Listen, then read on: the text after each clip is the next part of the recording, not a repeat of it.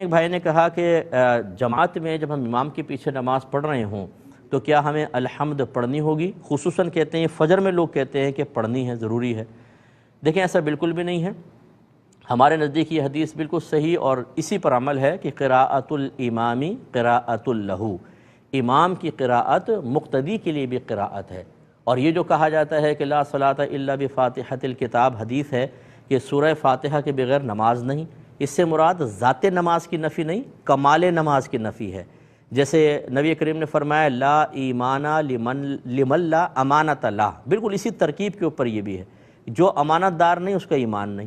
لیکن کوئی بھی اس کا قائل نہیں کہ کوئی خیانت کرے گا تو کافر ہو جائے گا، اس کا مطلب یہ ہے کہ اس کا ایمان کامل نہیں۔ اسی طرح یہاں نماز کامل نہیں، اسی لیے ہم یہ کہتے ہیں کہ اور یہ اب یہ فرق دیکھ لیجئے اس میں، یہ جو حدیث ہے کہ لا صلاۃ الا بفاتحۃ الکتاب، یہ امام کے لیے ہے یا منفرد اکیلے نماز پڑھنے والے کے لیے ہے؟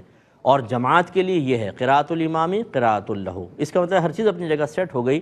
جب آپ اکیلے ہیں تو سورہ فاتحہ اور اس کے ساتھ سورت ملانی ہوگی، اگر آپ امام ہیں تب بھی آپ پہ ہم پڑھنا واجب ہے کیونکہ آپ تو امامت کر رہے ہیں، لیکن اگر آپ مقتدی ہیں تو پھر امام کی قراءت آپ کی قراءت ہے۔ تو فقہ حنفی کے مطابق کوئی سی بھی نماز ہو، اگر آپ امام کے پیچھے الحمد یا سورت ملائیں گے تو گناہ گار ہوں گے، اتنی دیر ہمیں خاموش رہنا ہوگا۔